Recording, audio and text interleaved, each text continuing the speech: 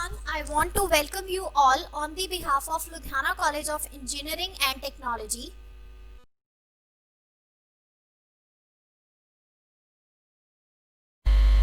So today we are going to start with the first session of Python. In this session we'll cover what actually Python is, how we can install Python, what all are the features of Python, the history of Python, what all are the applications of Python, and why this Python is being so much famous in current days. So first of all, let's quickly start with the topic, what is Python?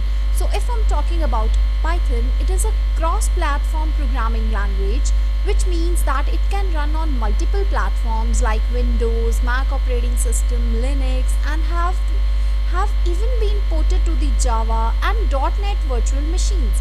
It is free and open source. Even though most of today's Linux and Mac have Python pre-installed into it, the version might be out of date. So it is always a good idea to install the most current version. So let's talking about the history of the Python. So if I'm talking about the history of the Python, it is commonly used high-level language. It has originally been designed and created by Guido van Rossum in 1991. The emphasis was primarily on the readability of code, and its syntax helps programmers to convey concept in fewer lines of code. History had to be published in the late 1980s. That was when Python started to function. In December 1989, Guido van Rossum began his application-based research at the Wiskunde Informatics Center, that is CWI, in the Netherlands. It began as a hobby project as he was searching for a fun project for Christmas to keep himself busy. ABC programming languages, which worked with Amoeba operating system and were excellent in handling, is claimed to have succeeded in the Python's programming language. He had previously helped develop ABC and saw some ABC issues, but he liked most of the features. Everything he did after that was very wise. He took ABC syntax and other positive characteristics. This also includes several problems, so he finally solved those issues and created a strong scripting language that eliminated all the defects. BBC TV show Monty Python's Flying Circus influenced him with his name because he was a huge fan, and he also wanted his creation to be called Python with a simple, special, and somewhat mysterious name. He was the Benning Tarrant of life until on 12 July 2018 he left the leadership role. He has been working with Google for quite a time, but now works at Dropbox. Next are the features. These are the features of the programming language Python. So if we are talking about the features of the Python, the first of all is expressive language. Python can perform complex tasks using a few lines of code. A simple example, the Hello World programs you simply type by using Python. That is, you can use only a print command and you just have to type whatever you want to type. Okay, suppose you want to print hi, so you just have to use print and then have to in the quotations you can simply type hi. Okay, it will only take one line to execute, while Java or C takes multiple lines, that we already know. Moving to the next we have is easy to learn and use. Python is very easy to learn as compared to other programming language. Its syntax is straightforward and much the same as the English language. There is no use of the semicolon, curly braces. The indentation defines the code block. It is the recommended programming language for the beginners as it is easy to learn. Moving to the next we have is interpreted language. Python is an interpreted language. It means the Python program is executed one line at a time. The advantage of being interpreted language, it makes debugging easy and portable.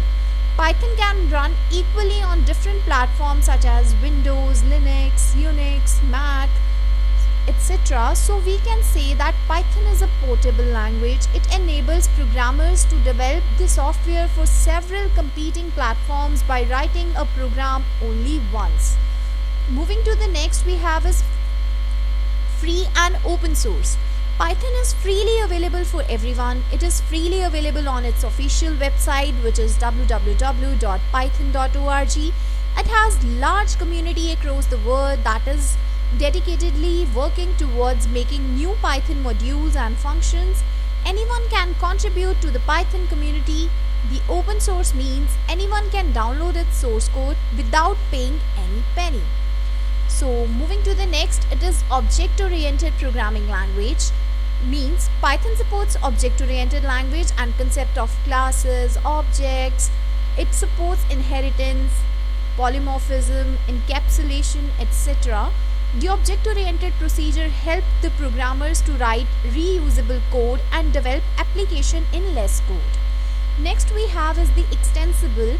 Python supports object-oriented language and concept of classes and objects come to existence.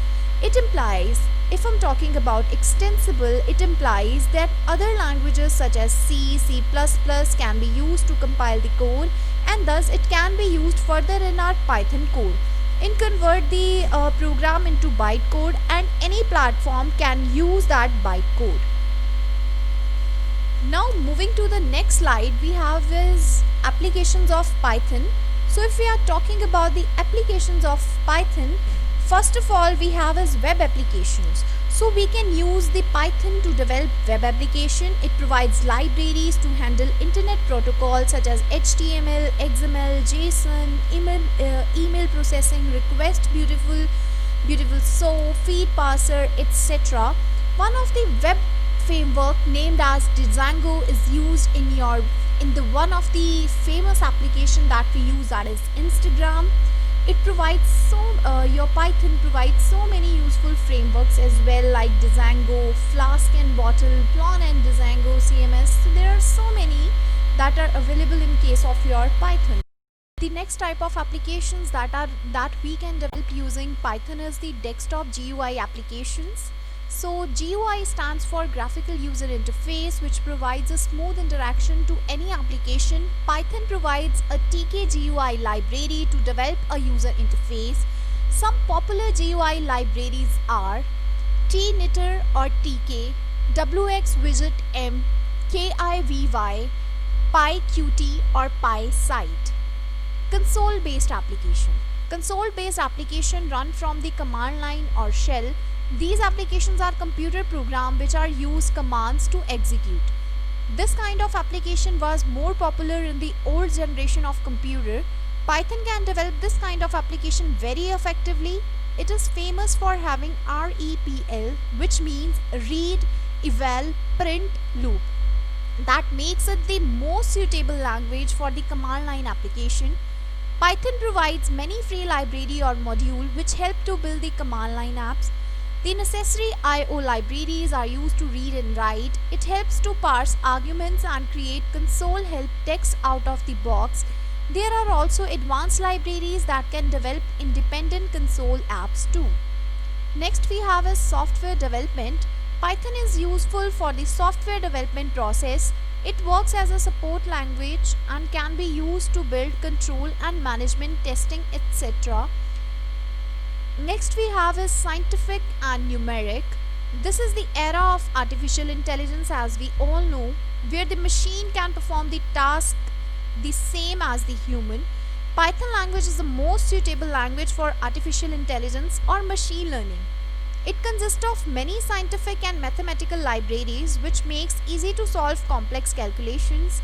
Implementing machine learning algorithms require complex mathematical calculation. Python has many libraries for scientific and numerical such as NumPy, Pandas, SciPy, Scikit, Learn, etc.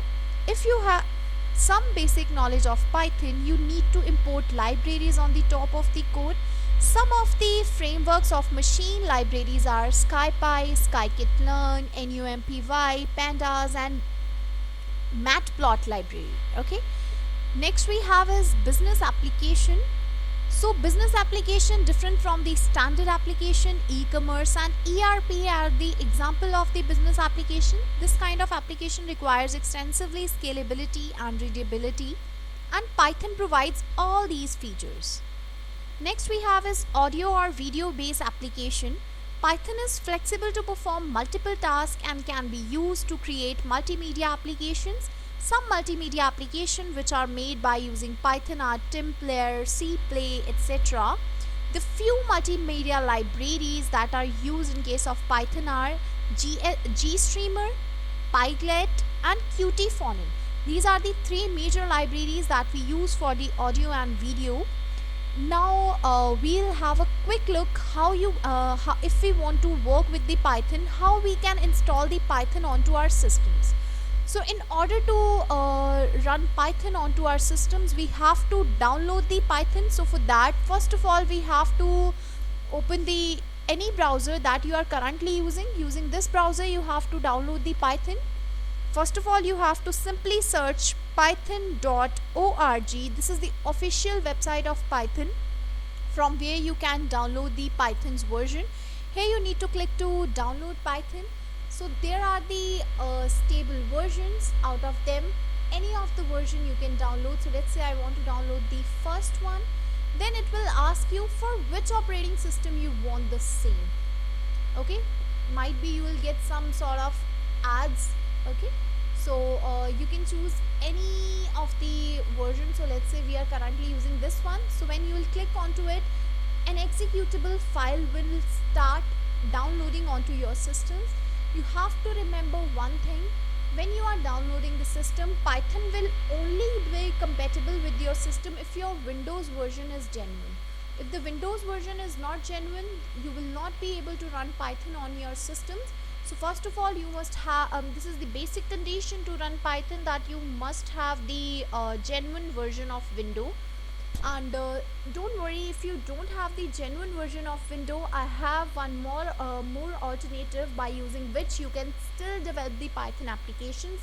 That is by using the Thonny IDE. So in order to download the Thonny IDE, simply search for Thonny IDE download. So when you will search it, you will get the first option, that is Thonny.org. Just click onto that. When you click over here, it will redirect you to the web page from where you can download the Thonny IDE. So these are the various versions that are available for your Thonny IDE. You can download it for your Windows, Mac or for Linux. So currently I'm using the Windows, so I'll be downloading it for the Windows version. So I'll simply click onto that. It is of just 14.5 MB. It will take a very small time to be downloaded. Afterwards, when the downloaded will be completed, what you need to do, you just need to click onto it and have to follow some steps. By using those steps, you will be able to run this particular IDE onto your systems. So let this just let it be completed so that we can start with the same. Okay, so meanwhile, if you have the if you are using the if you have the genuine version of Windows, you can download you can simply install this Python 3.8.0. So simply need to run it. So it will ask you where you want to install it. You have to give the location, then you have to say yes. So the setup process will be started.